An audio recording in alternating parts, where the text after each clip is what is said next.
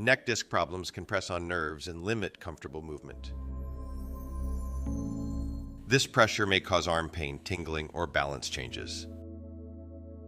Disc replacement may be considered when these nerve symptoms appear.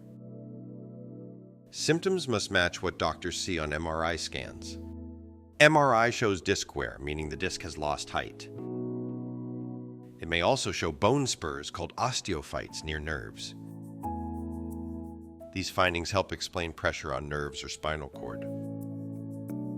Planning confirms the exact neck level causing the symptoms. An artificial disc is chosen to match the patient's anatomy. Not everyone qualifies for disc replacement safely. Instability, severe arthritis, or weak bone can prevent its use. Two-level disc replacement is approved only for specific devices. Surgery uses a small incision at the front of the neck.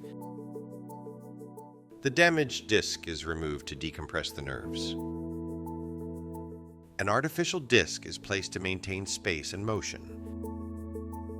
Restoring disc height gives nerve roots more room. The goal is nerve relief while preserving natural neck movement. Many patients begin gentle movement soon after surgery. Hospital stay is often short, depending on recovery. Arm pain often improves quickly after nerve pressure relief. Disc replacement preserves motion and may protect nearby disc levels.